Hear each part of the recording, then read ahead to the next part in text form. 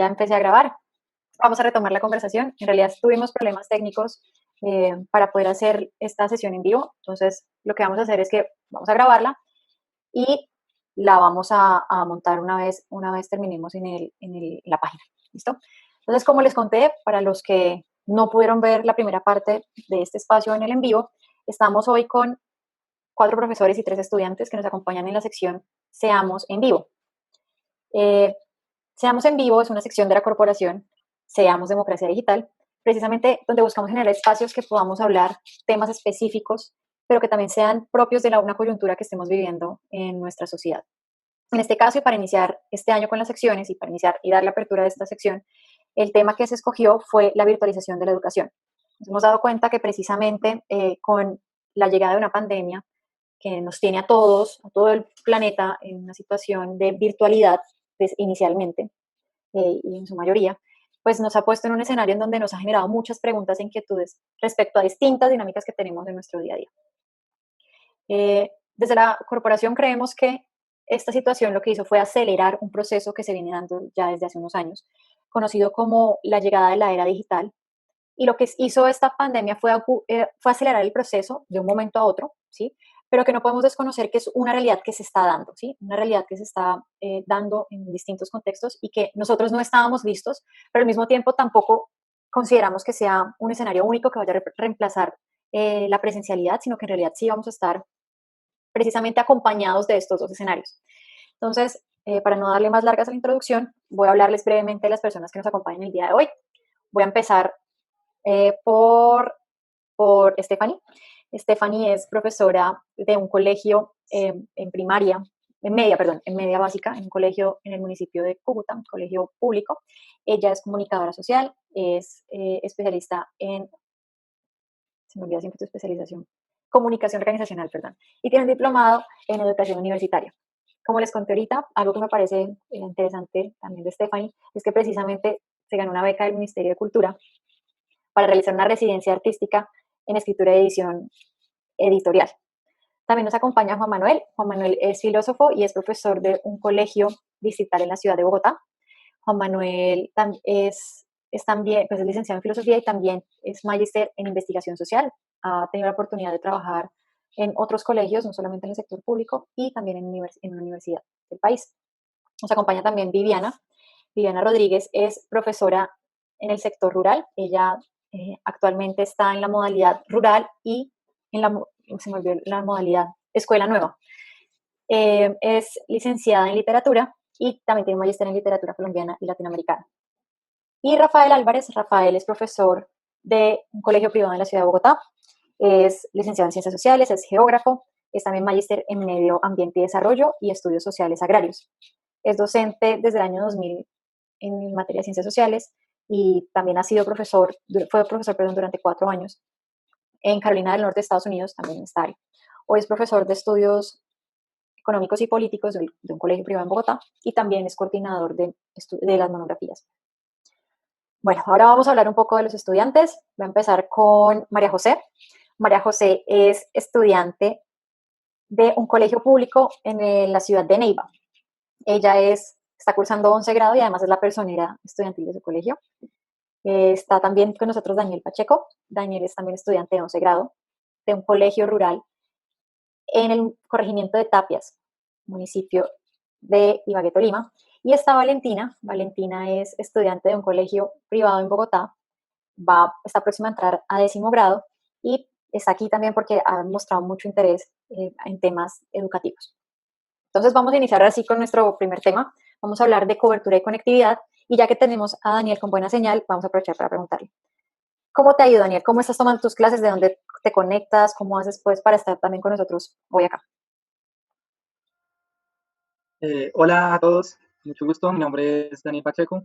Soy personero de la institución, curso el grado 11. Hago parte de la mesa de participación de niños, niñas, jóvenes y adolescentes de la alcaldía del municipio de Ibagué. Y pues bueno, es muy interesante este tema de la conectividad, ya que bueno, me siento muy identificado también con la situación de la profesora Viviana. Esta es una zona rural y los problemas de la conectividad son bastantes.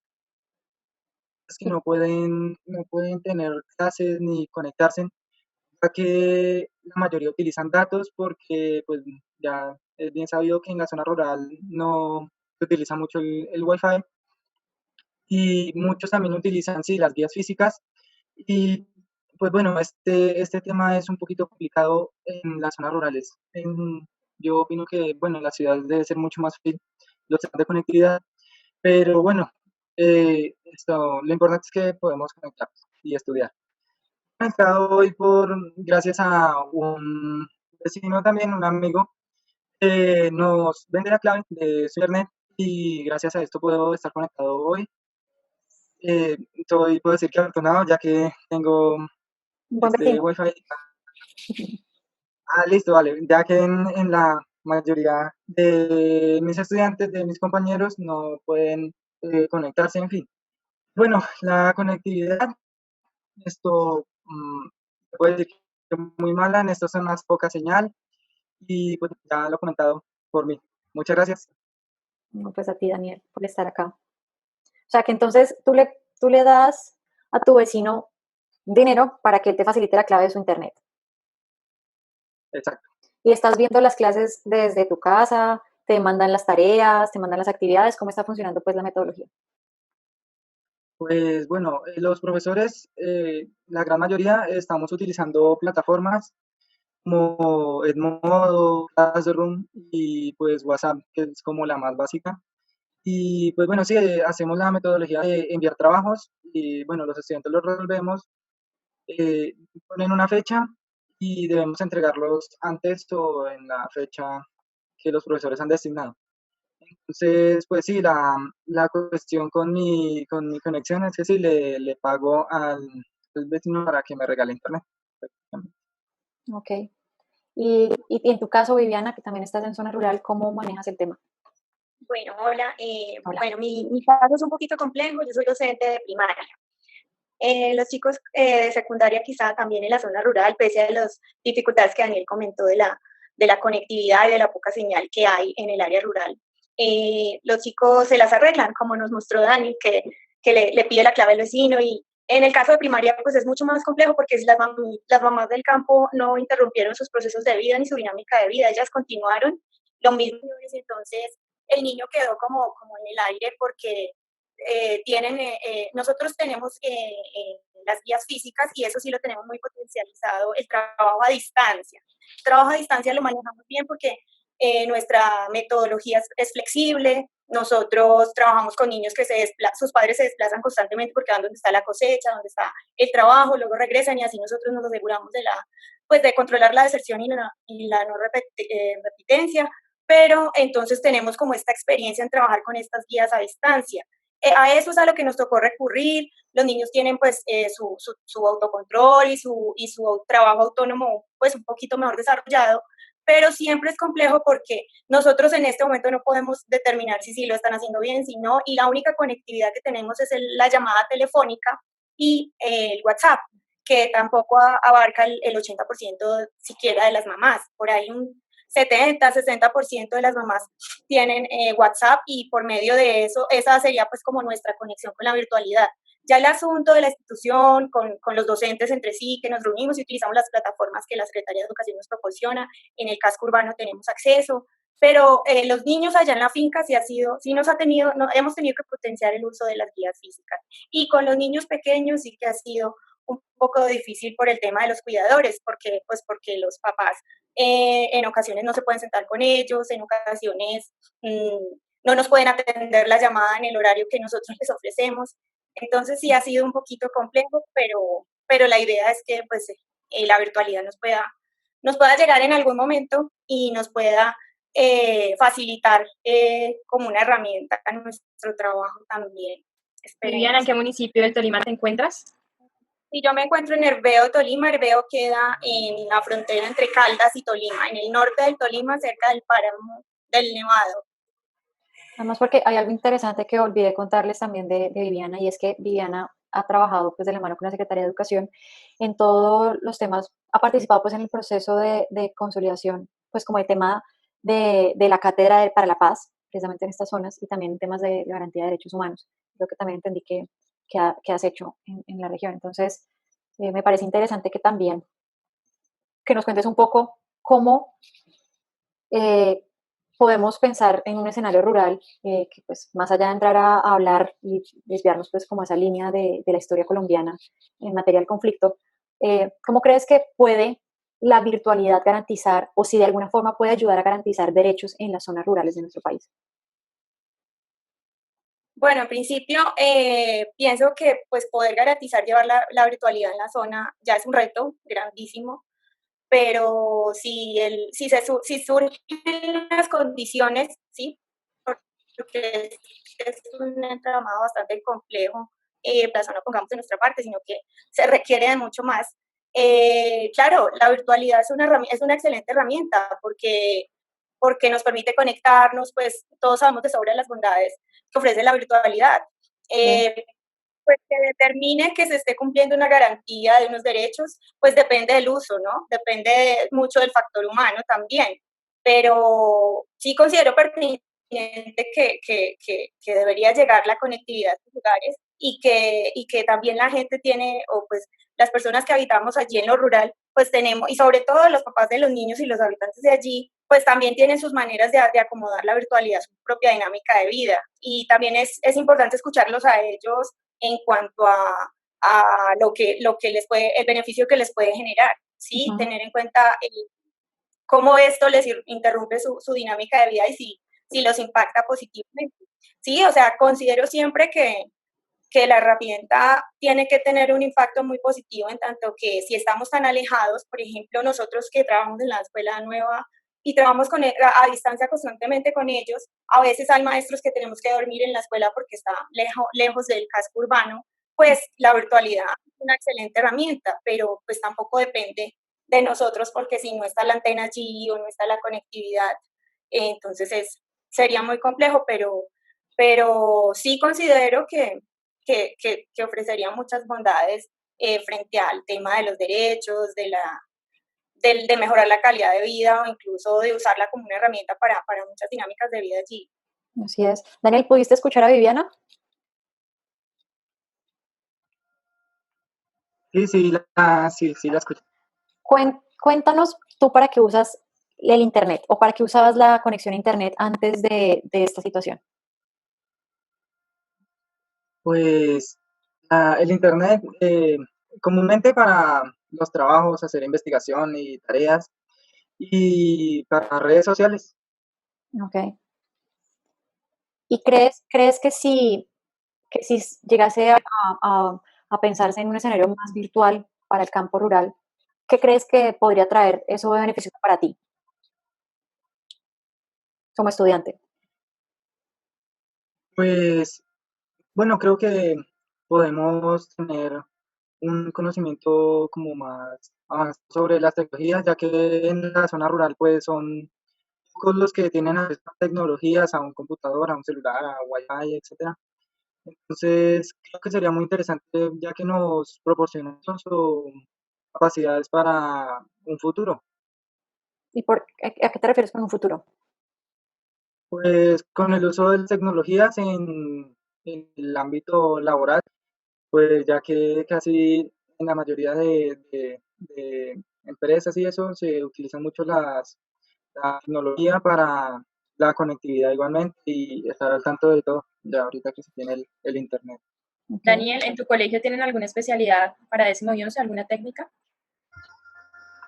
Pues esta es la zona rural y la única técnica que tenemos es agroindustria alimentaria, ya que pues como es una agrícola, se utilizan esta técnica para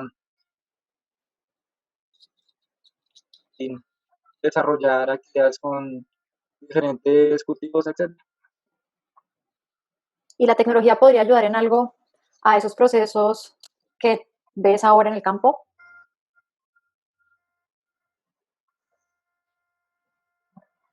¿Puedes repetir, Angélica? No te escuché muy bien. Te decía que precisamente que si de alguna forma consideras tú que la virtualidad o los dispositivos digitales y todo lo que puede implicar el desarrollo de la tecnología puede beneficiar de alguna forma el ejercicio o las labores del campo. Pues creo que sí, podemos adquirir más conocimiento sobre los cultivos, sobre cómo desarrollarlos mejor, con una mayor proporción se puede decir. ¿Qué siembran en tu finca, Y Daniel? es una finca cafetera, somos caficultores. Ok.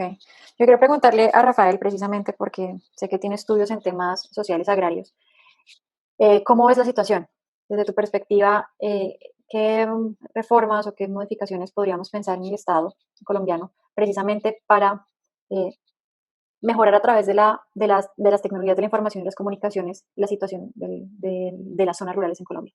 Cuando leía un poco sobre el tema, quiero hablarles un poco pues, del contexto, y es que si bien nosotros no tenemos una población ampliamente rural, solamente, según la última encuesta de DANE, el 22,9% de la población colombiana vive en el campo, ¿sí? El tema es la representación o sea, geoespacial o física que representa esto para la totalidad del territorio colombiano, uno, y además porque una de las posibles tendencias con la llegada de esta pandemia es que es posible un retorno a las zonas rurales o al campo, precisamente por los inconvenientes de las aglomeraciones en ciudad.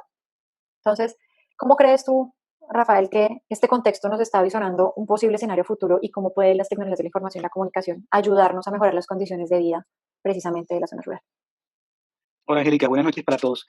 Angélica, el problema es básicamente un problema estructural. Y cuando hablo de estructural estoy hablando de los últimos 20, 25 años hasta el día de hoy, que hay una brecha muy grande en cuanto a cobertura y en cuanto a accesibilidad de Internet. Mira los inconvenientes que tuvimos para esta charla. Mira los inconvenientes que presenta Daniel, la misma profesora Viviana Rodríguez con sus estudiantes. Entonces, lo primero que se debe hacer no es pensar que el futuro es volver hacia las áreas rurales. La propuesta inicial y el primer elemento de solución a la contingencia es básicamente ir derribando y acortando cada vez más esa brecha digital que hay entre las zonas rurales y entre las zonas urbanas. Incluso aquí mismo dentro de las ciudades hay grandes brechas digitales entre colegios de educación pública y colegios de educación privada. Al mismo interior de los colegios de educación privada también hay una brecha digital muy grande. Mientras que nosotros no logremos solucionar ese tipo de brecha, mientras que no logremos acortar esa distancia que hay entre esos estudiantes, entre docentes, definitivamente yo creo que no es bueno todavía plantearse un posible retorno a las áreas rurales. Entonces, la primera tarea que debemos cumplir es básicamente que romper con esa problemática estructural que tenemos de acceso y de cobertura a Internet, a elementos de equipo de cómputo y de tecnología. En ese sentido, ustedes, y les hago una pregunta general a todos, ¿ustedes consideran que deberíamos pensar en Colombia en garantizar un mínimo vital de acceso al Internet por cada ciudadano? Stephanie, eres la elegida. Bueno,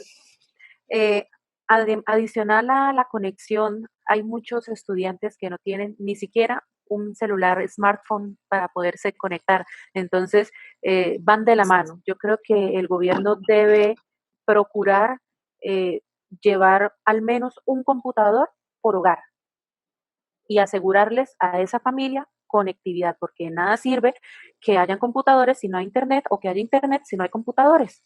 Entonces es algo que debe ir completamente de la mano. No se pueden hacer las dos cosas por separado. Juan Manuel, ¿qué opinas? Sí, completamente de acuerdo. Pues dentro del ideal sería que cada familia colombiana tuviera un mínimo de acceso a la red y también tuviera un dispositivo, un computador. Sin embargo, parece un poco desesperanzador cuando encuentra uno que todavía hay gente que no tiene ni siquiera un mínimo vital de agua, por ejemplo. ¿Sí? Hay algunas ciudades que ni siquiera, o familias, sectores que ni siquiera tienen este elemento vital. Entonces, es bastante compleja la situación. Y si a eso le añadimos otras situaciones de carácter social bien complejos, que sería, bueno, aún así el Estado garantizándole un mínimo de Internet y también una herramienta, un dispositivo. No me imagino en estos hogares donde hay otras carencias, hay otras dificultades, ¿qué tanto se aprovecharía esta herramienta? ¿Sí? Porque hay otras problemáticas que serían un tropiezo precisamente para que estas familias tuvieran ese computador, ese Internet. Hablando precisamente del computador, ¿sí? Entonces, familias que tienen ciertas carencias donde está visto que para poder subsistir muchas veces o poder comprar algo, poder comer, tienen que empeñar algo, ¿sí? Entonces, hay unas problemáticas que rodean eso que lo vuelven muy complejo. Pero volviendo a tu pregunta, sí creo que sí, el gobierno debería garantizar y creo que lo puede hacer. El problema es que ya sabemos las problemáticas que tenemos, ¿no? Con la administración y con todos los intermediarios y con toda la gente que gestionaría esto.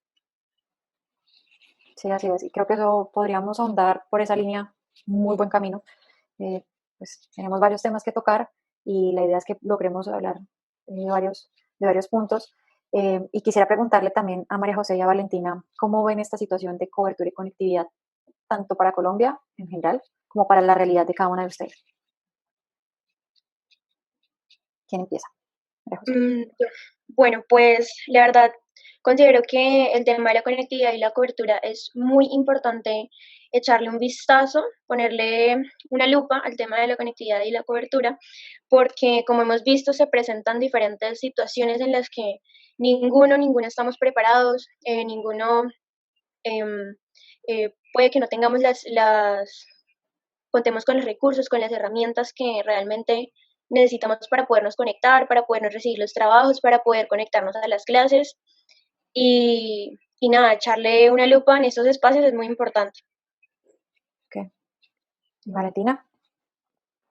Sí, yo estoy completamente de acuerdo. Pienso que es fundamental asegurar los medios necesarios para que cada vez más estudiantes tengan acceso al Internet y tengan una mejor experiencia en sus clases virtuales. Okay. Como conclusión general del tema de cobertura y conectividad, ¿quién se atrevería a partir de lo que hemos conversado a sacar una conclusión puntual?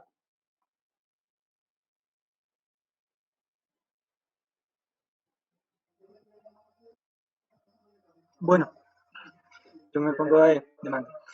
Creo que, bueno, hablando de la posibilidad de la conectividad en Colombia, estoy de acuerdo con el profe Juan, que es un poco duro, se podría decir que casi imposible, ya que, bueno, los temas de corrupción y eso son muy complejos en este país, es por bien conocido. Entonces, pues sí, si no están en muchos lugares la posibilidad de esto adquirir cosas necesarias para la vida diaria, como puede ser la, el agua, posibilidad de tener electricidad, acceso al alcantarillado. Entonces creo que es difícil o muy difícil que tengan posibilidad de conexión y de conectividad en lo pone la señorita Angélica en cada casa y un computador y conectividad por hogar. Entonces creo que es muy complejo esta posibilidad. Pues en conclusión, creo que pues bueno, este reto es muy difícil, se puede decir, para la educación mundial, ya que estábamos acostumbrados que desde hace siglos era la monotonidad no sé si, de ir a los salones de clase con un tablero, un profesor que nos explique, una tiza, un marcador, un cuaderno, un lápiz, tomar apuntes y aquello. Entonces yo creo que este reto es inmenso y estaba casi por dado que no estábamos preparados en caso de la educación, no estamos preparados para una posibilidad de estas. Así es. Entonces, pues, Y creo que ese tema que nos está tocando Daniel es relevante y les propongo que avancemos precisamente a ese, al uso y apropiación de las tecnologías de la información y de las herramientas digitales por profesores y por estudiantes. Quisiera conocer un poco la experiencia de Stephanie y de María José con el tema. ¿Cómo les ha ido pues con el uso de las herramientas digitales en su actividad, ¿no? Hablando de la educación. Bueno, con mis compañeros de trabajo, desde que empezó, se detuvo todo por el principio de la pandemia, hablamos de, sí, las herramientas que conocemos digitales como Classroom, como Tomi, como otras plataformas muy interactivas y muy didácticas, y sí, lo podemos hacer cuando alguien dijo, momento, ojo, nuestros niños no todos tienen conectividad, y nosotros como, oh, sí, bueno, miraremos qué vamos a hacer. Entonces, se hizo una encuesta, se hizo un estudio para saber cómo estaban nuestros niños. Mi colegio público, bueno, la mayoría de los chicos son de estratos 1 y 2, me atrevería a decir que 0. no tienen manera de navegar, es decir, de ingresar a una página que no sea una red social, ¿sí? Las recargas que ellos hacen de 1.000 pesos diarios son para las redes sociales. Entonces, la mayoría de la gente tiene WhatsApp, entonces decidimos utilizar esa plataforma como nuestra principal y única para poder comunicarnos con nuestros chicos. Entonces, ha sido difícil porque nosotros atendemos también población venezolana y ustedes ya saben que en Venezuela las cosas están muy complicadas y un día tienen internet, otro día no tienen luz, otro día no tienen agua, otro día cerraron la frontera, ya no pueden ellos pasar, por ejemplo, por los paquetes de guías que el colegio logró subsidiar. Entonces, hay muchas barreras todavía que debemos romper, pero la plataforma que ha salvado, en mi caso, la educación ha sido WhatsApp. Bueno, pues en el orden de ideas de la profe Stephanie, de decir que los estudiantes no nos estamos poniendo en los zapatos de la autonomía, de la independencia, del autoaprendizaje y no estamos aprovechando de la manera que deberíamos aprovechar las TIC específicamente, porque no estábamos acostumbrados, o sea, claro, ninguno estábamos acostumbrados a tener que manejar tantas plataformas dentro de un solo dispositivo, si es que contamos con uno, pero en mi caso, en la secundaria, sí tenemos mayor acceso, somos más propensos a poseer un dispositivo móvil propio y realmente no, por ejemplo, hay casos en que compañeros o compañeras no se conectan por pereza, porque no les nace. Entonces, eso a mí me preocupa mucho porque está la posibilidad, hay personas que de verdad tienen la posibilidad de poderse conectar, de poder decir, no, afortunadamente cuento con internet, afortunadamente cuento con el dispositivo móvil para poderme conectar y no lo está haciendo, pues para mí em, es muy feo eso. Y, y que nosotros en nuestra generación sepamos utilizar estos medios aprovechándolos para podernos conectar en las clases, para poder recibir los trabajos, me parece muy importante y que es algo que deberíamos ponernos como camisa, ponernos la camisa del autoaprendizaje, ponernos la camisa de la autonomía, de la independencia, porque tampoco pensarnos que nuestros padres también tienen otras cosas que hacer, claramente, y organizarnos, tomarnos un horario, decir, bueno, de esta hora a esta hora voy a hacer tal cosa y de esta hora a esta hora voy a descansar. Entonces es también como la decisión de cada uno, de cada una, de decir, voy a aprender, no voy a aprender, quiero aprender o no quiero aprender. Pues yo estoy totalmente de acuerdo con lo que manifiesta María José. O sea, creo que todos coincidimos en que esto también es un tema de voluntad por parte del estudiante, que no solamente recae la responsabilidad en el docente y que está ahí también su voluntad de querer trabajar en sí mismo, ¿no? Juan Manuel, ¿te gustaría aportar algo en este espacio?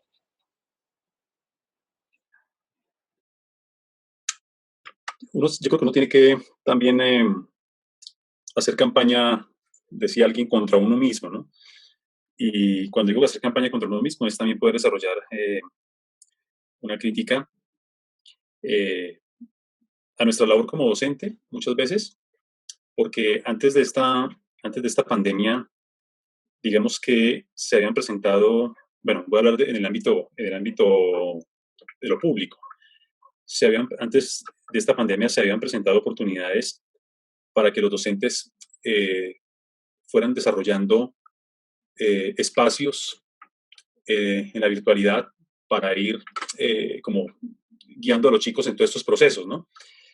Resulta que también hay muchos docentes que como se dice coloquialmente, enchapados o arraigados a su forma tradicional de enseñanza. Incluso cuando se terminaba cada periodo, hay una plataforma donde uno ingresa las notas, ¿sí? Entonces, se contrata una empresa para poder ingresar ahí los desempeños, las recomendaciones y se ingresaban automáticamente las notas. Inclusive esa empresa va a los colegios, algunos colegios públicos, ofrece una asesoría para que los docentes puedan ingresar las notas y sin embargo se encuentran también con la resistencia de algunos docentes que dicen no, a mí déjenme mi planilla y mi esfero y yo paso mis notas en mi planilla y yo paso para que otra persona las digite. y no ejercitarse en estas dinámicas, pues les ha llevado a tener problemas muy fuertes ahora con relación a sus clases, ¿sí? Entonces, ha sido también una falta de iniciativa, de diligencia por parte de algunos docentes, no digo todos, y creo que es una mínima parte de docentes, en las cuales creo que también vale la crítica. Y completamente de acuerdo también con María José, hay estudiantes también que les falta voluntad, les falta diligencia, ganas para aceptar estos retos. Si es para una cuestión de redes sociales y vagar ahí, pues están prestos, pero ahora con la virtualidad y esta forma de educación les ha faltado también diligencia. Valentina, ¿qué crees? ¿Qué opinas? Pues sí, desde mi experiencia también he notado que a muchos estudiantes les falta determinación para hacer el trabajo que nos toca hacer. Y muchos, aunque sí tengan la oportunidad de poder conectarse y de tener acceso a muchas páginas, prefieren, bueno, no hacerlo. Entonces también es algo preocupante que cuando tenemos la oportunidad y tantas oportunidades, eh, escojamos no tomarlas, no aprovecharlas. ¿Y tú cómo lo has hecho en tu caso? ¿Cómo crees que esta situación pues, ha cambiado o ha transformado tu forma de formarte, tu proceso de formación? Bueno, yo creo que más que todo he tenido la oportunidad de recordar y darme cuenta que luchar por la formación personal de cada persona es una elección personal, no una obligación, como normalmente creíamos muchos de los estudiantes mientras estábamos en clases presenciales. Entonces creo que eso nos ha dado la oportunidad de darnos cuenta que tenemos la libertad de escoger cómo formarnos y qué hacer con las oportunidades que se nos dan. Ok. Viviana. Viviana me contó una experiencia en el momento que tuvimos la oportunidad de hablar, precisamente me imaginé que por eso he hecho caras con el tema de redes sociales, por la anécdota que me comentaste con las madres y las guías. Más, pues si quieres compartir la experiencia adelante y también contarnos un poco de tu perspectiva de este escenario. Bueno, sí, pienso que pues este otro tema que se desarrolló que tiene que ver con las habilidades emocionales, pues la poca educación emocional que tenemos, pues o que tienen nuestros niños y que tenemos muchos adultos y que invisibilizó también esta crisis, porque esa apatía es la respuesta de eso, de pautas de crianza. Bueno, no sé, yo no soy psicóloga, pero sí siento que esto nos quitó un poco, nos mostró, nos desnudó un poco. Entonces, eh, trabajar sobre esas habilidades emocionales, pues es otro reto que también nos debe competir a nosotros los docentes en nuestro espacio.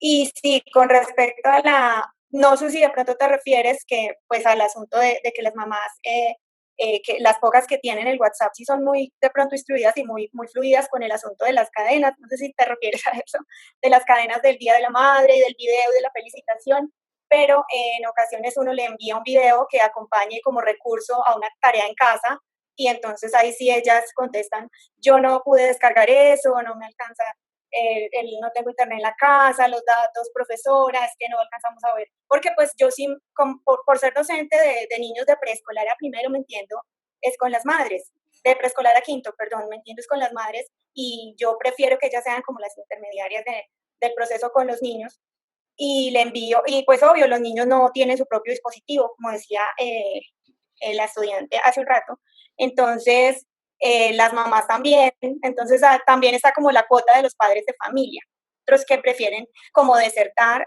las mamás que tienen muchos niños, 5 hermanitos en la institución, 4, pues estas mujeres se han visto pues en la locura porque tienen que responderle a cada hijo y otorgarle un espacio de trabajo desde su propio celular a cada hijo.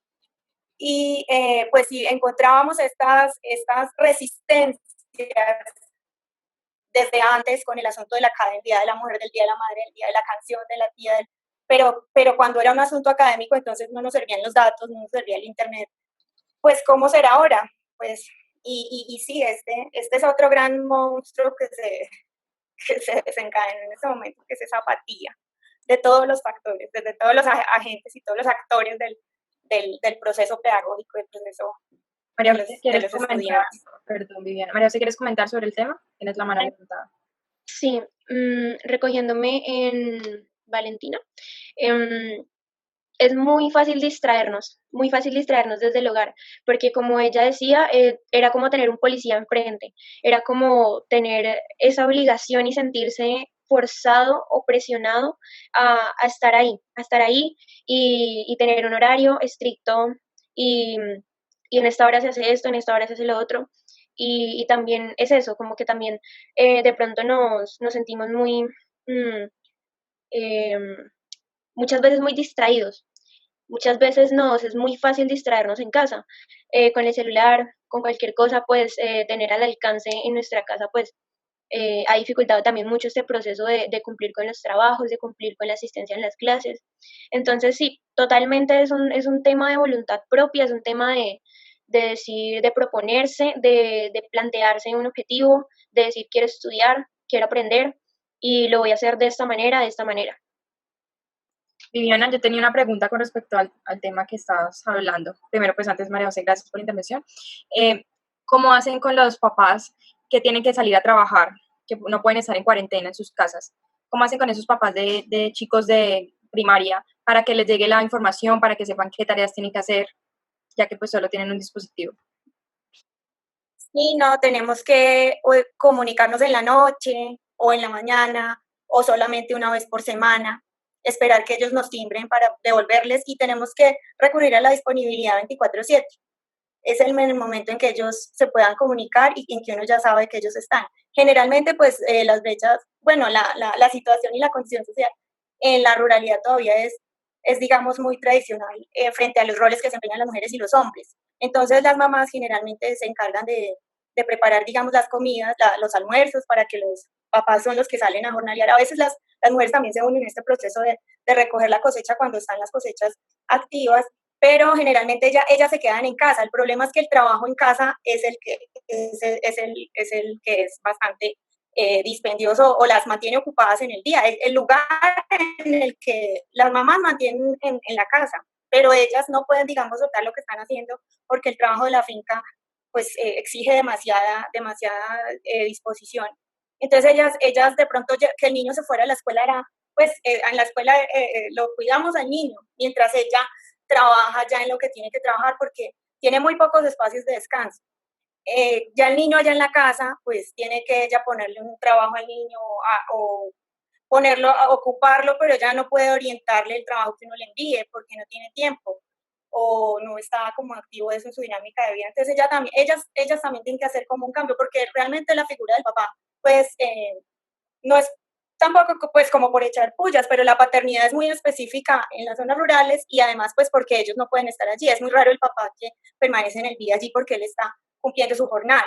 Y, y ya pues ellos también, hay lugares donde no hay electricidad, entonces se acuestan muy temprano y la dinámica del día pues es un poco diferente. Entonces básicamente es eso, esperar que pues brindarle uno la disponibilidad, uno las llama y sí, son llamadas muy cortas, o si de pronto una mamá saca el espacio y me dice, llámame tal hora, todos los días a esta hora, en un espacio de 20 minutos, y ahí uno pone el altavoz y habla con el niño, y pues estas estrategias así, pero sí ha sido pues bastante complejo allí porque pues también tiene que ver esa dinámica de vida del campo que ellos sí no pueden, o sea, allí sí no cambió pues tan radicalmente, por lo menos en el contexto en el que yo trabajo, no sé, en otros lugares del país. Yo creo que Viviana nos ha dado una buena introducción para el tema siguiente y quiero empezar resaltando lo siguiente. En la presencialidad, el salón se convierte en un escenario neutro, ¿no? Un escenario neutro en donde profesores se desplazan, pues, de lugares a dictar las clases precisamente en la institución educativa y lo mismo sucede con los estudiantes, ¿no? Entonces, la pérdida de esa neutralidad o ese escenario neutral, en donde ya los estudiantes están en la comodidad de su casa, donde seguramente, lo que nos están mencionando María José, Daniel, Valentina, donde es un ejercicio también autónomo y también de entender el deber o la responsabilidad que tienen ellos dentro de su proceso formativo y pues también de la disposición de guías, herramientas, plataformas, compañía de padres, asistencia por parte, pues, y proceso de acompañamiento por parte de los profesores, y por parte de ustedes también, entender que ya no están en ese escenario neutro, sino que también están viendo las dinámicas en sus casas, en los que tienen la posibilidad de estar en su casa, con las dinámicas y las obligaciones que esto les representa. ¿Cuál es ese escenario o cuáles son esas modificaciones o cuáles son esos elementos que tenemos que tener en cuenta para hablar de una transformación en las metodologías de aprendizaje? Y quiero empezar por Rafael. Bien, Angélica. Bueno, en cuanto a transformaciones de metodología, yo te diría que la metodología es el último eslabón de una gran cadena que se llama educación. Detrás de esa metodología hay otra serie de cadenas que vienen unidas a ella, que son las que hay que modificar. A ver, no pensemos en recetas únicas y en recetas milagrosas para cambiar las metodologías de clase en los salones. ¿Por qué? No hay ninguna que sea la verídica, la exacta, la perfecta, la precisa, porque cada una de las realidades de todos nuestros estudiantes es totalmente diferente. Mira, una cosa es la situación que puede estar atravesando en este momento Valentina, María José o Daniel. Tienen realidades totalmente diferentes porque ellos representan tres situaciones totalmente diferentes: un área rural, un área urbana y un área urbana bien con otro tipo de características y de connotaciones económicas y sociales. Eso le da una impronta diferenciada a esas metodologías. Por eso te digo yo, a mí es el último eslabón de la cadena. Yo quiero volver a la primera parte que planteaba sobre esos cambios estructurales también. Esa conectividad y esa cobertura, esa brecha se debe cerrarse, pero ya también tiene que haber un cambio en la mentalidad, en el componente sociocultural. Te voy a hablar de la ciudad de Bogotá y te voy a hablar únicamente de algunos colegios de una élite social y económica en la ciudad. ¿Listo? Porque las realidades de los otros chicos pueden ser totalmente diferentes. Hay una noción o hay un imaginario presente tanto en docentes, estudiantes y en padres de familia de lo que es la educación virtual y la virtualidad. Ojo, son dos cosas totalmente diferentes. La educación virtual tiene una serie de particularidades, una naturaleza, tiene básicamente también unas formas de evaluar totalmente distintas y unas formas de interactuar que son distintas. La educación virtual. Lo que se ha hecho en algunos casos y en la ciudad de Bogotá y en muchas regiones del país, es simplemente una virtualización de la educación, es simplemente trasladar el escenario físico a una plataforma. Y me parece que eso es un error porque tienen dos dinámicas totalmente diferentes. Entonces hay que cambiar esa mentalidad y esa estructura a la comunidad, profesores, docentes y estudiantes. No son lo mismo. Y un tercer elemento para hablar de esas metodologías, en el caso de Bogotá y específicamente en los grados 10º y 11, yo veo la necesidad de cambiar esos currículos muertos, anquilosados, materias tradicionales, y convertirla básicamente en problemáticas de investigación. Que el estudiante y el docente se acerque a esas problemáticas a través de un enfoque interdisciplinar, de un enfoque multidisciplinario, que prepare al estudiante, ojo, vuelvo y repito, a los estudiantes de ese contexto, para ingresar a lo que viene en tiempo futuro, en un año o en 2 años, que es su vida universitaria, su vida laboral. Ahora, si tú me lo preguntas a mí, ¿qué vamos a hacer o cómo vamos a cambiar esas metodologías o lo que debe ser 10º y 11, por ejemplo, en una zona rural del país? Hay que ver las características, hay que ver las particularidades que tenga ese sector y que tengan esos estudiantes. Me cuesta trabajo decirle, pero difícilmente van a acceder a la universidad esos chicos. Hay que prepararlos entonces ¿para qué? Para el ingreso para el ingreso a qué? A una actividad laboral o productiva. Entonces, ahí vuelvo a donde iniciaba mi intervención, de que deben ser diferenciadas esas metodologías, de que deben tener un objetivo totalmente diferente y deben apuntarle a ese contexto local, regional, porque no podemos homogeneizar la educación. La realidad es totalmente diferente para cada uno de estos chicos en distintas regiones y al mismo interior de la ciudad de Bogotá. Así es, y estoy totalmente de acuerdo contigo, Rafael. Creo que precisamente desconocer esas particularidades de nuestro país es lo que nos ha llevado a tener dificultades en la medición del conocimiento de nuestros estudiantes, a categorizar un tipo de conocimiento como el único y el válido, ¿no?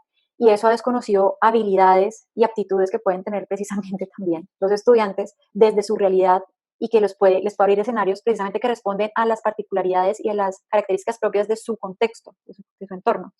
Entonces, también creo que pensar en esas modificaciones metodológicas nos lleva también a pensar en cómo estamos percibiendo el conocimiento del estudiante. Vale, Rafa. Angélica, yo quisiera agregarte más y te voy a contar una historia, es algo muy personal mío. Yo vivo en una zona semirural del municipio de Cajicá. Cajicá queda a 45 minutos de Bogotá. El señor que me corta el prado aquí en la casa, un prado chiquitito, hace 2 años llegó con el hijo y vinieron a cortar el prado. El muchacho me pidió que le dejara ver los resultados de la prueba IFEX en ese entonces. Yo le dije, claro que sí, ven, lo imprimimos. Fuimos, imprimimos esos resultados y el puntaje de ese chico fueron 120 puntos. Yo quedé impactado cuando tradicionalmente los estudiantes míos lloran porque han sacado un puntaje de 420, 430. Se sienten mal por ese puntaje que sacan. Y yo me hacía la reflexión, pero ¿por qué un chico de esa edad, con las mismas capacidades de mis estudiantes, llega a obtener unos puntajes tan bajos? La respuesta es sencilla. Hay diferencias estructurales en el país de educación. Hay una inequidad que cada día es más abismal. Si no cortamos esa brecha, si no aminoramos esa brecha, no estamos vendiéndole ningún tipo de futuro a estos chicos en áreas rurales, en áreas urbanas. Un ejemplo sencillo, el acceso a una universidad, la Universidad Nacional.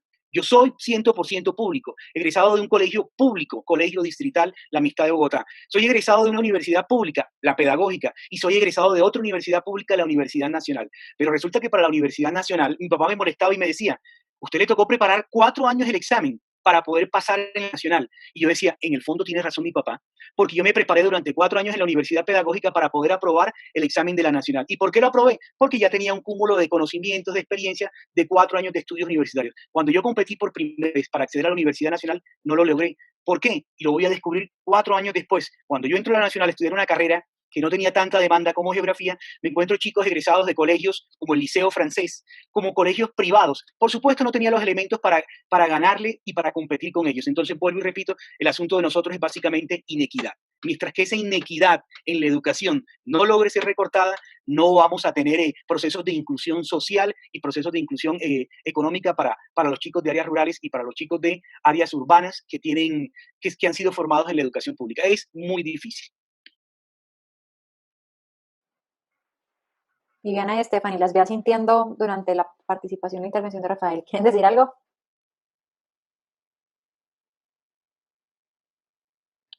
Es que pensaba en algo que decía el profesor y pensaba en una situación cuando fui docente de los grados de grado 11 y titular de grado 11 hace 2 años. Me puse no había tenido la oportunidad de dictar en grados superiores, entonces me puse a investigar libros y fuentes para sacar mi trabajo. Y me fui hacia los libros del mejor colegio de Cúcuta, pruebas ICFES. Yo voy a ver qué libros están utilizando ellos. Cuando conocí los libros que da el gobierno en cuanto a lengua castellana y vi el libro que utilizaban en ese colegio privado, que es el mejor en las pruebas ICFES, me di cuenta que el contenido era el mismo, exactamente lo mismo. Entonces, yo le dije a los chicos, yo compré el libro del colegio privado y tenían en la otra mano el que da el gobierno, y yo le dije, chicos, si ustedes se ponen a ver el contenido de estos 2 libros, se van a dar cuenta que es exactamente lo mismo. Entonces, ¿por qué ese colegio es el mejor de Cúcuta y por qué nosotros no lo podemos ser si tenemos exactamente lo mismo?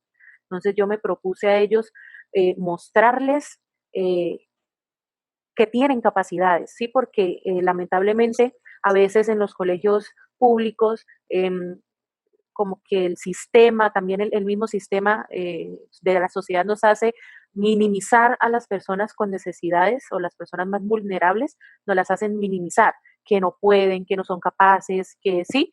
Entonces, en ese entonces yo le quise dar las herramientas a mis chicos de, hey, ustedes pueden ser también los mejores del ICFES si tenemos los mismos contenidos.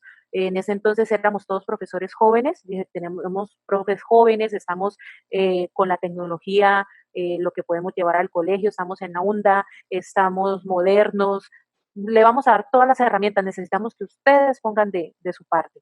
Entonces, más allá de transformar currículums o de transformar metodologías, hay que transformar esto, la cabecita de los niños y lo que hablaba la profesora Viviana sobre la educación emocional. Eh, Lamentablemente ellos los hacen victimizarse mucho y se quedan ahí.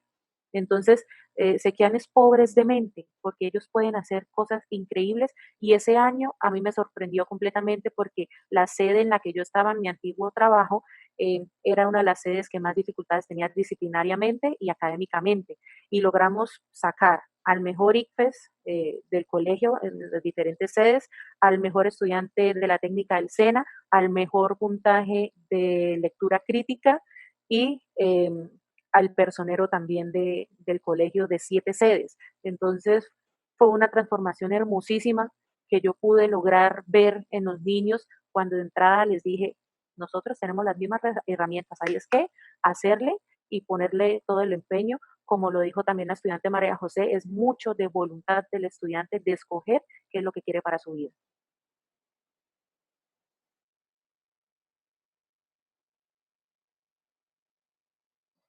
¿Alguno quisiera aportar algo más en este tema? Bueno, yo también he estado en esos temas con el director del curso de nosotros, el profesor Mauricio Castro. Hemos hablado de que los conocimientos ya están, es lo que apoyo también a la compañera María José. Desde los filósofos de Grecia y todo eso, los conocimientos ya están, es solo poner de parte de los estudiantes para adquirirlos. Ya desde hace muchos siglos y hasta ahora, los conocimientos ya están, tenemos acceso a ellos desde Google, tenemos acceso desde redes sociales y yo creo que solo es falta de un poquito de cariño, se puede decir, por una misma autoestima, de querer aprender, de querer superarse, porque muchos estudiantes de mi comunidad, de la zona rural, piensan terminar el colegio para seguir trabajando en el campo. Pues no digo que esto sea menos importante que una labor en la zona urbana, pero pienso que si uno aprovecha los años de estudio y los pone en práctica y a su favor, pueden superar algo más que un trabajo en la zona rural.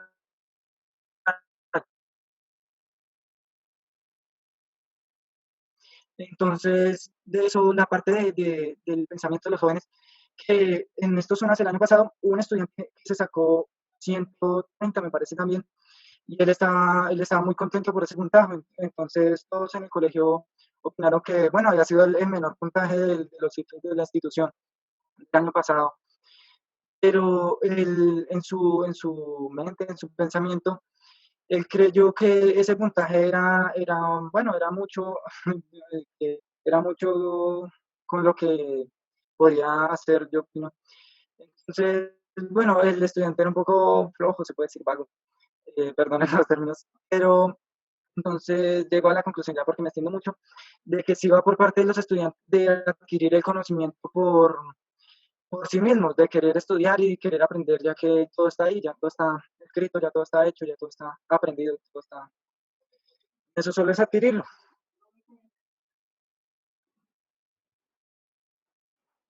Quería decir algo, Angélica. Creo que sí, Juan Manuel. Sí, yo estoy tratando como de analizar el problema y no la cuestión pesada de la situación. Creo que Rafael ha expuesto muy bien la dificultad, que es una cuestión estructural, que hay unas brechas económicas, sociales, fregadas entre las diversas poblaciones. Aunque también estoy de acuerdo con lo de la profe Stephanie, ¿no? Yo creo que la labor de uno como docente en el aula debe ser cuando tu contexto es un contexto difícil. Lo digo porque yo he sido docente la mayoría de mis años en colegios privados y los últimos años he sido los últimos 2 años colegio público. Y la labor como docente en el aula es jugársela, decirle a los estudiantes que ellos tienen que luchar por sus metas, por lo que quieren alcanzar, eh, tratar de cambiarles un poco la mentalidad a los chicos, decirles que de alguna u otra forma el destino está en sus manos, que sin importar las circunstancias, es decir, darles esos elementos, porque pues uno no puede llegar al aula con una actitud derrotista, ni pesimista, ni siquiera realista, muchas veces porque eso desanima muchas veces a los muchachos. Sin embargo, si uno logra ver que no es parte del discurso, ¿no? Hay unas brechas muy complicadas. Me encontraba en estos días con un estudiante mío de un colegio privado y me lo encontré, bueno, estos días no, antes de la pandemia, y me lo encontré precisamente en la estación de la Nacional, y él está en la Nacional. Entonces le dije yo, ¿por qué está en la Nacional? Y el chico me dijo, profe, porque definitivamente mis papás no me van a pagar la carrera que quiero en una universidad privada, está muy cara. Entonces, ahorita estoy en la nacional. Y le dije, ¿y fue fácil? Y me dijo, sí, profe, fácil. El examen fue muy fácil para mí. Claro, y cuando el chico me decía eso, me hacía reflexionar, y esa es la opción que están tomando ahorita muchos muchachos, ¿no? Están tomando muchos muchachos de colegios privados la opción de presentarse a las universidades públicas y por la formación que han tenido, una educación bilingüe, trilingüe, con las últimas herramientas, con un ejemplo claro, estudiantes de estos colegios que están viendo física, química y filosofía desde sexto, ¿sí? Inclusive algunos están viendo hasta filosofía desde los primeros grados, ¿sí? Filosofía para niños. Las clases son en inglés o en otro idioma. Entonces, claro, pues, llegan a un examen del nacional y ellos ya están preparados para presentar. ¿Tienen que pagar más? Pagan más por su estrato, pero no pagarían lo mismo que pagan en una universidad privada. Lo que estoy diciendo es que el acceso para ellos, por la formación que han tenido, el tipo de educación que han tenido, es mucho más fácil el acceso a una universidad pública que un chico de un colegio de educación pública. ¿Me hago entender? Sí, es algo complicado. Sí. Sin embargo, la labor de uno como docente no puede dejar de uno desfallecer y de generar esperanza en el aula. Decirle, bueno, muchachos, hay que hacerle, hay que prepararse, hay que darle, pero es complicado. Es complicado y creo que eso se liga mucho con el tema de la calidad de la educación. Y yo también insistiría de nuevo en que precisamente para evitar ese tipo de homogeneizaciones que conlleva el sistema al tener un único mecanismo de calificación para el ingreso en la mayoría de las universidades, pues que es el ICFES, creo que también pensarnos en una educación que desde sus inicios reconozca las habilidades y las aptitudes de los estudiantes para precisamente fortalecerlas, ¿sí? Uno, y también desmitificar el hecho de que el estudiante, claramente eso va ligado con reformas laborales y cambiar también concepciones de lo que significa hacer estudios técnicos y tecnológicos, pero también es eso, ¿saben? Desde mi opinión personal es también considerar que así como es una opción entrar a la universidad, también es una opción estudiar una técnica y que esa diferencia no debe ser garantizar una calidad de vida, digámoslo así, para la persona. Estoy tratando de ser muy breve porque claramente creo que brindando más detalles podría explicar mi punto, pero pues la idea es tratar de ser concretos en esta parte. Y precisamente porque acá tenemos la participación de 3 estudiantes, pues también es irme un poco a la reflexión que Juan Manuel en un momento hizo al momento de realizar un video para este espacio, y él mencionaba la importancia de cómo decirlo, las habilidades, reconocer precisamente primero, bueno, las habilidades de los estudiantes, pero también darles la libertad de que escojan, ¿sí? O sea, brindarles herramientas para tomar una decisión de qué desean hacer con su vida, que no sea un tema netamente impuesto.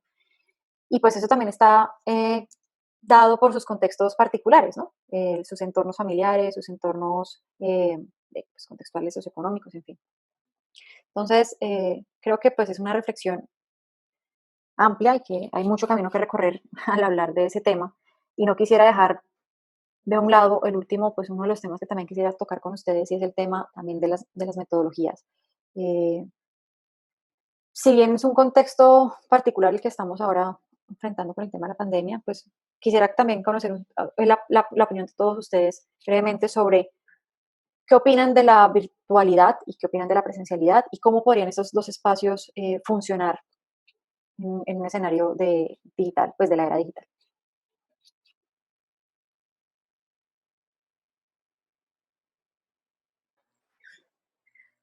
Bueno, Dale, Stephanie. no, pues yo quería comentar cómo estamos laborando nosotros. Los chicos al inicio teníamos todos el mismo horario. Veíamos, o sea, íbamos a dar clases por WhatsApp.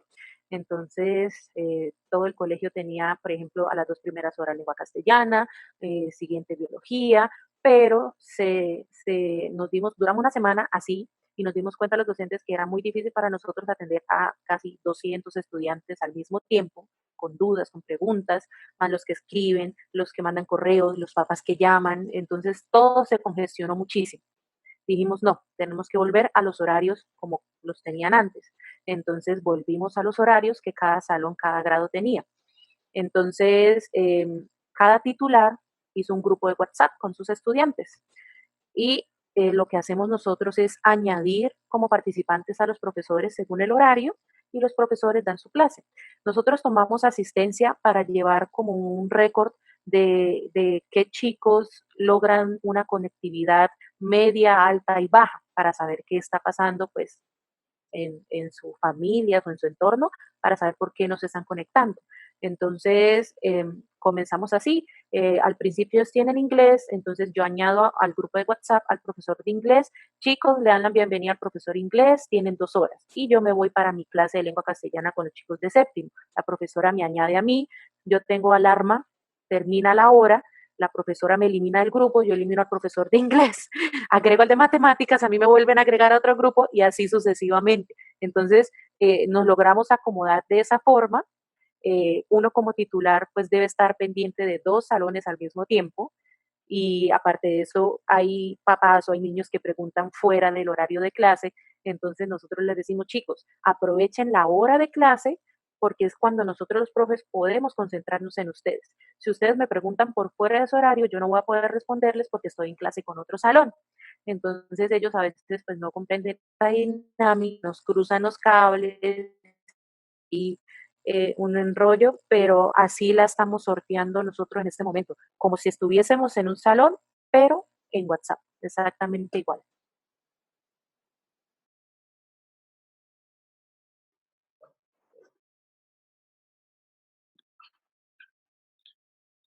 Mira que Angélica, puntual y echando un poco atrás la pregunta que esté sobre estrategias metodológicas, como la realidad es tan diferencial en la ciudad de Bogotá y con este tipo de leyes, por ejemplo, en el trabajo, digamos que una de las estrategias metodológicas que se ha utilizado de clases virtuales son las formas como se dictan. Hay clases sincrónicas, offline, invertidas. Las invertidas es cuando el chico asume la presentación de determinado tipo de temática. Una clase offline es cuando tú le dejas básicamente algo para realizar y él presentar un informe post.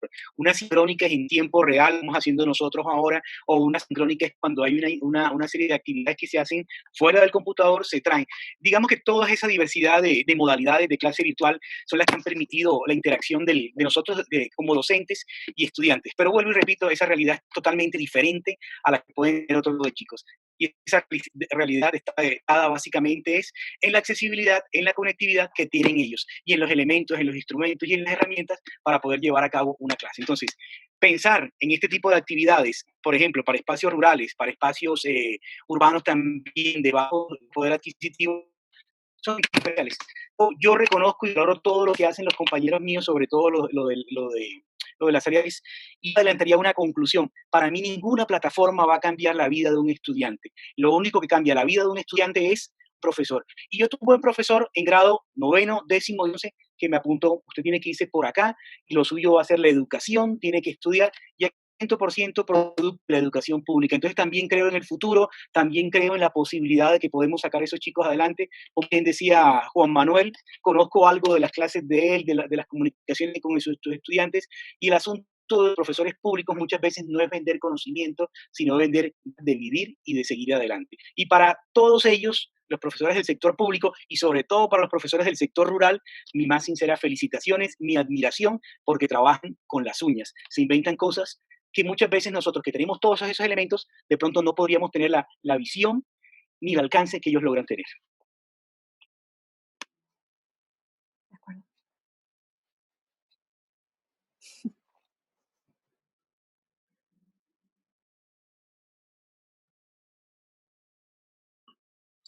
Bueno, no sé, Viviana va a decir algo, sí. Sí. Dale, Bueno, dale, pues dale. no.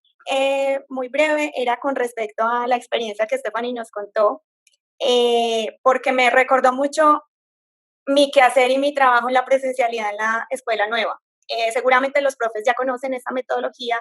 Nosotros tenemos un grupo de 6 grados simultáneamente el número de estudiantes se ha reducido afortunadamente y nosotros, un solo maestro, tenemos que orientar todas las asignaturas de este grupo de estudiantes. Es un solo docente para todos los chiquillos porque en estas zonas tan alejadas, pues hay niños de todas las edades y esos niños por el derecho a la educación. Por garantizarles el derecho a la educación tienen que garantizarse la educación cerca de ellos. Ellos no pueden desplazarse muy lejos, entonces la escuela está cerca de las fincas. Entonces ellos llegan y son niños de todos los grados, de todas las edades, son niños extra edad, niños que están con 13 años en quinto, etcétera, con muchas particularidades. Es un público, es una población totalmente heterogénea. Entonces, escuchando cómo están trabajando en este momento en el WhatsApp, siento como que hay una cercanía porque así trabajamos nosotros en la presencialidad en el diario. Entonces, tenemos como un poquito de entrenamiento en ese asunto, pero quizá, así como a nosotros, pues, yéndome a las palabras de Angélica antes, cuando ella nos decía que quizá no se valoraban las habilidades de estos chicos de lo rural porque se sacaban 120 y se sacaban 130, porque el modelo de evaluación en la ciudad es que el estudiante sea competitivo, individualista y exitoso, y en estas comunidades o en este tipo de educación, los niños, por ejemplo, en el clima escolar, los niños trabajan en el colectivo, ellos no son capaces de trabajar solos, siempre trabajan en grupo. Nosotros tenemos que pues esforzarnos por esta metodología flexible para que no deserten, para que no repitan tanto. Tenemos que transversalizar todas las áreas, ¿sí? Lograr trabajar proyectos pedagógicos productivos para que 2 o 3 áreas puedan enseñarse y además tenemos que nivelarlas para que de primero a tercero vean el mismo trabajo pero en diferentes niveles de complejidad. O sea, es un trabajo desde una sola persona que pues en un principio cuando recién empecé me resistía, pensaba no, se le está quitando la calidad de la educación con este método. Pues sí, me parece que los niños tienen derecho a recibir lo mismo que reciben unos niños de un colegio privado en una zona urbana. Eso es indiscutible. Pero lo que nos ha proporcionado esta metodología, que sí puede ser un descuido del Estado, del gobierno, es que estos niños desarrollan la autorregulación, el autocontrol, ellos coordinan comités desde muy pequeños, ellos pues se potencia la autonomía del trabajo, pero pues como desarrollan tantas habilidades de pronto sociales, que cuando están más ocupados, ¿sí? Como que la dinámica de la clase no se caiga y que todo se cumpla, pues el aula de clase en lo rural es muy diferente y pues yo también fui maestra de lenguaje en los grados superiores en un salón de clase, 45 estudiantes en un colegio privado donde todos eran homogéneos, sí, todos los niños parecidos de las mismas edades y con el mismo contexto, y en el aula de clase de la ruralidad es o sea, más heterogéneo. Eso me parecía un poco al trabajo que nos escribía Stephanie con el WhatsApp, de salir acá, porque un poco es así el trabajo en lo rural. Por eso de pronto quizás las habilidades de esos niños, esas habilidades son de otra manera, porque igual o sea, hay que decirlo, transversalizando de esa manera el trabajo, uno dándole la clase a todos los niños en todas las áreas, cuando la formación de uno es tan específica. Yo soy formada en literatura, en lenguaje, y pues el asunto con las matemáticas, sí, claro, obvio, si no tenía un posgrado, si no tuviera un nivel mínimo, pero de todas maneras uno lo que hace es potenciar en lo que uno cree, y pues de pronto en lo que uno sabe, y entonces los proyectos con los que yo trabajo, a pesar de que he aprendido tanto de la ruralidad, porque no soy formada en ese contexto, sí he tratado de enfocar la lectoescritura y de potenciar eso, y quizás los niños que yo formen no van a pasar a la secundaria o a la educación ya media con habilidades en matemáticas o en números, pero sí he tratado que en la lectoescritura sean fuertes y eso no les alcance para la prueba de la universidad. Y lo mismo mis compañeros que son formados en las matemáticas y en las ciencias con el asunto de la lectura, por ejemplo. Entonces, sí, pues me generó la reflexión, la experiencia y el asunto de las metodologías, y también para contar un poco cómo se podría trabajar en la virtualidad una metodología como es esta que nosotros trabajamos en las escuelas. Eso también parecería muy complejo. Así es. Bueno, Angélica, vamos, claro, vamos de breves porque ya vamos sí, breve. Sí, quisiera salir de una duda. Yo quisiera preguntarle a Valentina. También vaya yo. Pero dale. Le quería preguntar a Precisamente Valentina, pasemos a esa es sección. Preguntas en donde ustedes como profesores le van a hacer las preguntas a los estudiantes y eso. viceversa. Sí, es que tengo inquietud porque yo he tenido dificultades, obviamente, al trabajar en un colegio público, he tenido dificultades de conectividad con los chicos y todo el asunto, ¿sí? Yo quería preguntar a Valentina, ¿cómo ha sido la experiencia ahora de la virtualidad? ¿El cambio ha sido drástico? Es decir, drástico me refiero más allá de que no están con un profesor al frente o han recibido común y corriente sus clases por horario, los profesores al frente, no han tenido problema de conectividad. ¿Cómo han sido? ¿Qué es lo que ha cambiado y qué no? Bueno, pues yo tomo mis clases, nos mandan el horario que vamos a tomar todos los días y usamos la plataforma de Teams para hacer una llamada con el profesor. Ahí normalmente el profesor explica el trabajo que se va a realizar y también usamos Moodle para hacer guías y trabajos de las materias y hay que enviarlas, pues en la clase han habido algunos problemas de conectividad para algunas personas que no se pueden conectar por problemas de internet y conexión. Pero en esos casos lo que se hace es que se graba la llamada y luego se les envía por correo para que no se pierdan de ninguna explicación. Y sí ha cambiado un poco desde lo virtual a lo presencial en la relación entre enseñanza y aprendizaje, porque ya no tomamos tantas clases magistrales, sino que más que todo es un trabajo más independiente. Entonces yo creo que en eso es lo que más ha cambiado. Ya. Gracias. ¿Algún profesor que le quiera hacer una pregunta a algún estudiante? ¿Algún otro profesor? Adelante, Estefan.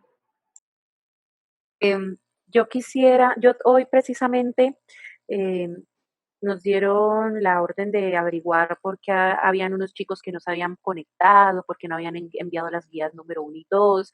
Entonces tuve que ponerme en la tarea de ponerme a llamar a cada papito, a cada niño, para saber qué había pasado.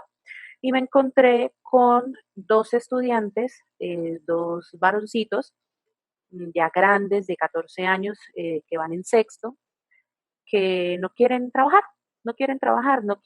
estudiar, que les da pereza, que no entienden, que por el celular, que yo no sé qué, cuando porque son de mis niños de los que soy titular, son chicos que se la pasaban en el salón todo el tiempo pegados en el celular.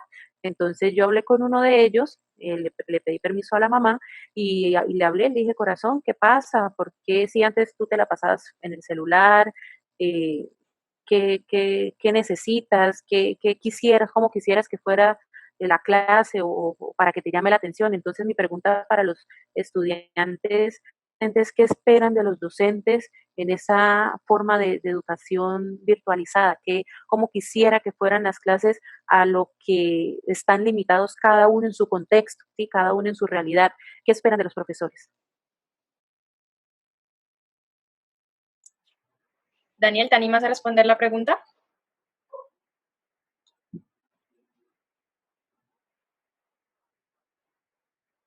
Me gustaría participar. Bueno, creo que nosotros como estudiantes esperamos que los profes realmente se sientan motivados a trabajar con nosotros y que digan, bueno, vamos a hacerlo, no nos vamos a parar, vamos a continuar, vamos a formarles de la manera en que se pueda, llegarles de la manera en que se pueda, tomarnos el trabajo y a personalizarnos de la situación. Estoy hablando como si fuera docente.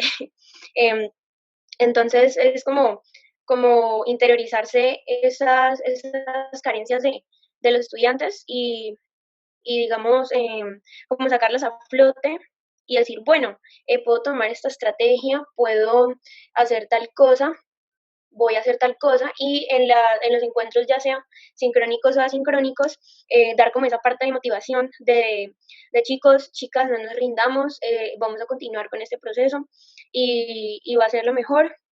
Yo sé que ustedes pueden y no quiere decir que digamos, bueno, no digo que no lo hagan.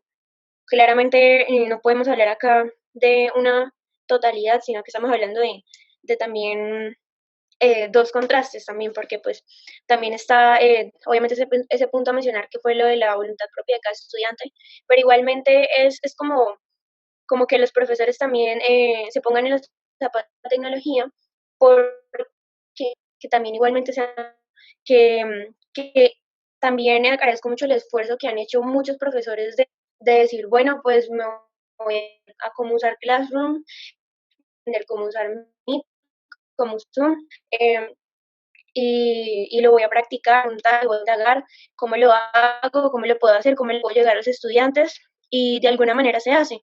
Entonces también es como, para concluir, incentivar y aprender las situaciones de los diferentes estudiantes. María José, de una vez realiza la pregunta a tu profesor, y muchas gracias también.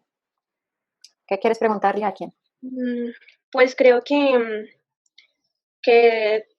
lo que tenía por preguntar ya se ha dicho, ya lo tengo más o menos claro, porque es que quería preguntar como a profundidad cuáles eran las metodologías porque la verdad sí me parece muy interesante y tengo la intriga de la educación privada, la educación rural, pues ya que yo me encuentro en la pública, entonces era como eso, pero creo que ya tengo eso claro.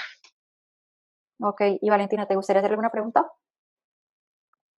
No, pues la pregunta que tenía inicialmente es como qué estrategias han utilizado para facilitar y promover las clases con sus estudiantes, pero ya muchos la han contestado. Ok, entonces vamos a pasar a la sección de Responde en un minuto para ya llegar al punto de cierre de este espacio. Bueno, quiero empezar con María José. La pregunta es, ¿qué herramientas ha proporcionado la institución educativa para mejorar la interacción y dinámica de las clases? Bueno, pues estas herramientas han sido, primera instancia, la capacitación de los docentes. Creo que eso también va por cuenta del gobierno, entonces, por ese primer punto. El segundo punto en mi colegio ha sido las encuestas por parte de cada director de grado de sección. Han dado encuestas a estudiantes tanto psicosocial como socioeconómica, entonces eso ha permitido digamos, censar a los estudiantes y que asimismo se tomen las determinaciones. Entonces, también en el ejercicio de la personería, en el ejercicio de ser yo personera, de ser líder, he estado agilizando el proceso de la comunicación entre estudiantes y directivos, estudiantes coordinadores, estudiantes profesores, estudiantes y estudiantes en sí, porque es como tal es mi labor también y agilizar estos procesos, convocar estos encuentros, convocar estos espacios en los que a los estudiantes se les pueda brindar la vocería, se les pueda dar el micrófono y decir, no, me está pasando esto, esto y esto, y entonces, ¿cómo vamos a hacer para solucionarlo? En el caso de mi joven María José. y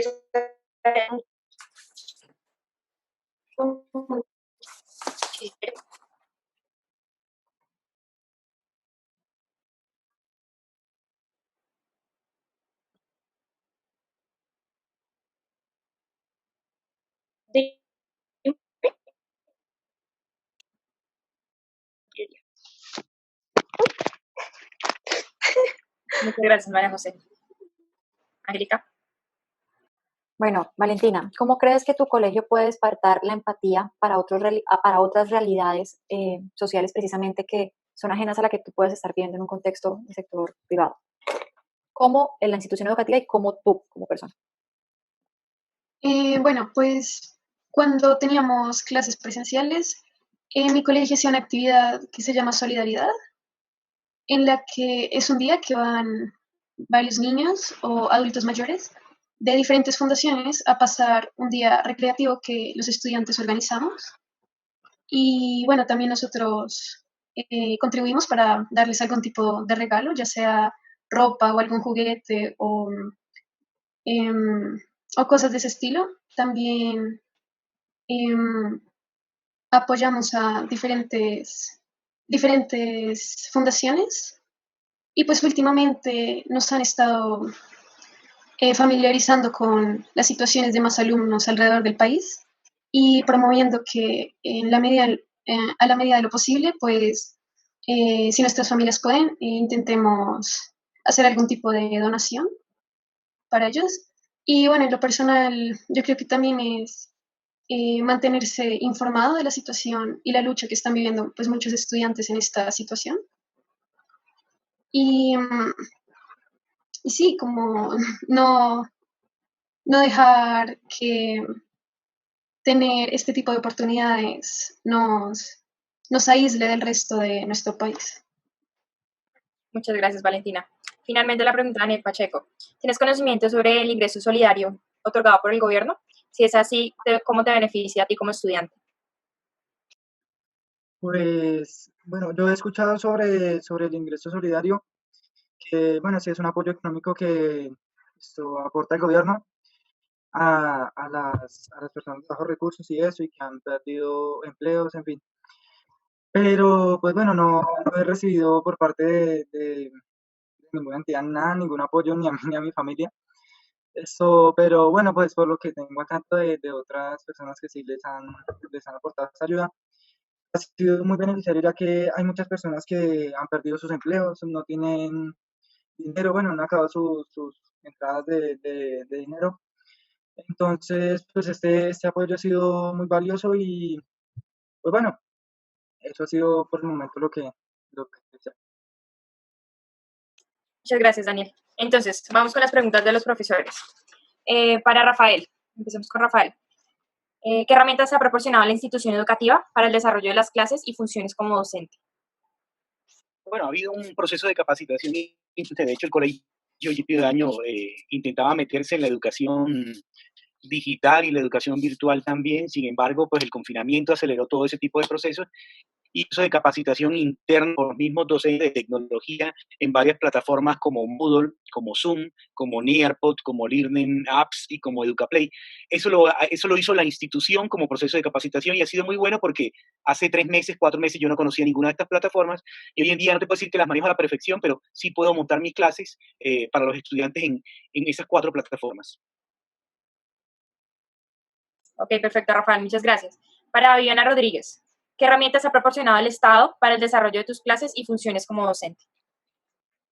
Bueno, teniendo en cuenta que si estuviera viviendo en un escenario propicio para la virtualidad en este momento, pues la Secretaría de Educación activó, digamos, como una modalidad de teletrabajo con nosotros.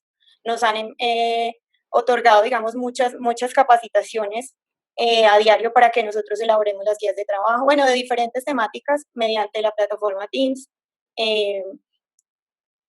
Pues los docentes, digamos, tenemos las herramientas si quisiésemos implementar la virtualidad en nuestras clases, pero pues el asunto es la conectividad y la cobertura de los estudiantes. No hemos podido implementar, digamos, estos conocimientos porque no hay como interlocución con los estudiantes para manejarlo de esa forma. Entonces, pues se podría decir que un gran porcentaje en la situación rural, ¿no? Yo hablo, digamos, incluso hasta me atrevería a decir que desconozco un poco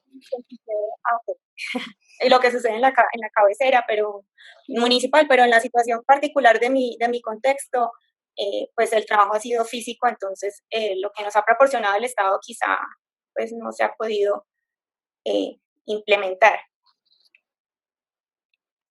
Muchas gracias, Viviana. Para Stephanie, ¿cuáles crees que son los ajustes principales que deben realizarse en la metodología del proceso de formación escolar? Indudablemente debemos formar a los chicos en las TICs. Es totalmente obligatorio desde pequeñitos porque yo que estoy en sexto y séptimo grado, mis niños no saben enviar un correo, no saben adjuntar unas fotos, no saben escanear documentos y subirlos o compartirlos. Entonces yo creo que básicamente es incluir las TICs desde prejardín y mostrarse, al menos familiarizarlos con estas herramientas y también a los docentes, porque hay muchos docentes que lamentablemente no tienen o no han tenido la oportunidad de educarse en este tema. Muchas gracias, Stephanie. Finalmente, profesor Juan, ¿cree usted que una vez finalizada la cuarentena decretada por el presidente deberían volver a clases presenciales? ¿Propones algún ajuste?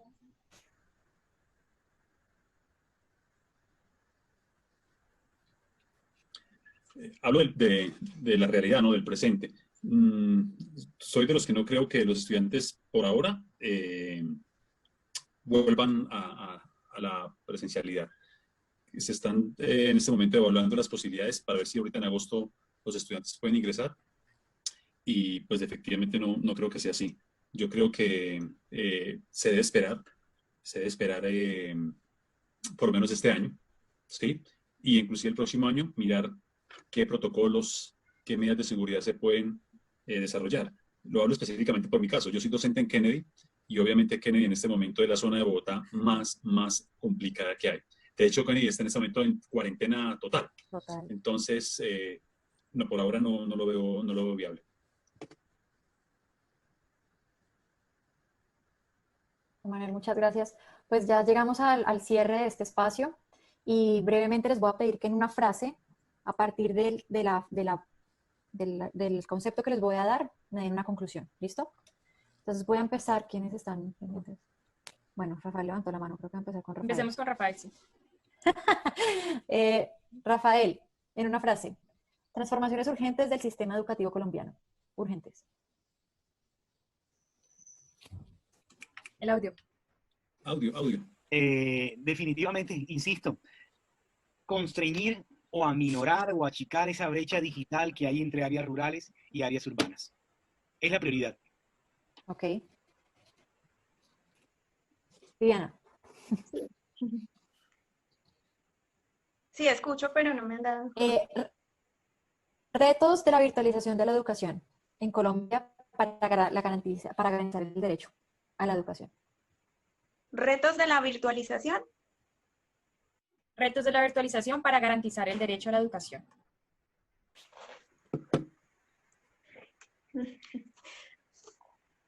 Pues conectividad y cobertura garantizada desde el Estado como principio para poder pensar en... Perfecto. Juan Manuel, habilidades para los ciudadanos en la era digital. En el tema de la virtualización. No, pues, ¿qué puedo decir? ¿Qué habilidades? Empaparse de todas esas herramientas que por lo menos están al alcance de sus posibilidades. Hablo desde el sector público.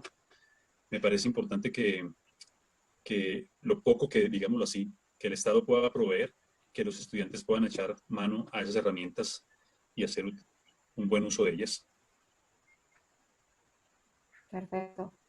Stephanie, oportunidades de la virtualización para garantizar el derecho. Oportunidades y retos los tenemos todos. Yo creo que más necesidades y retos. Educar en las TICs es lo principal, es familiarizar a los estudiantes con elementos tecnológicos en los colegios, que el gobierno facilite esa herramienta física para que los docentes podamos enseñar a los chicos desde todas las áreas, no solamente de informática, sino de todas las áreas, todas las herramientas tecnológicas que hay. Entonces, el reto está en que se logre una transversalidad de las TICs en todas las áreas. Perfecto, vamos ahora con los estudiantes. María José, ¿qué crees que debe tener la educación? ¿Qué plus debe tener la educación actualmente?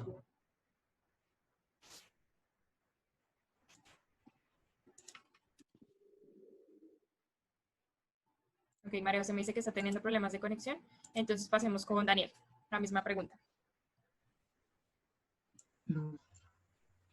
Luz que debería tener la educación, pues supongo que bueno, ahora que todo está esto vuelto a la conectividad y a la virtualización, pues creo que sería importante que aprendamos a convivir con las redes y eso, y pues sería importante que después de esta pandemia utilicemos las redes y la digitalización para no volver el estudio un poco monótono, se podría decir. Entonces ese podría ser un plus, o podríamos utilizar sí, las tecnologías en un apoyo al aprender. Gracias, Daniel. Valentina, ¿qué habilidades debes tener tú como estudiante y tus compañeros? Bueno, yo creo que familiarización con la tecnología y aparte de eso, que seamos personas trabajadoras, innovadoras, creativas y también muy responsables para darle un buen uso a la tecnología. Ok, María José, finalmente. Bueno, pues me gustaría ser muy precisa y decir que la educación se proponga, se plantee como un derecho y no como un privilegio. Muchas gracias a todos por haber compartido un espacio de su tiempo, porque esto es algo que nos compete a todos, la educación en la virtualización, la educación en el emprendimiento. Aquí viene la virtualización en muchos más aspectos, pero que el principal radica en la educación de nuestros niños y jóvenes. Así es. Muchísimas gracias a todos por darnos este espacio, por permitirnos este diálogo y bueno, nos estaremos hablando en otra oportunidad, seguramente nos volveremos a encontrar en otro espacio. Muchas gracias a ustedes por el... Gracias. Muchas Feliz gracias. noche a todos. Muchísimas gracias a todos por esta Gracias. oportunidad y aprender de todos y de cada uno.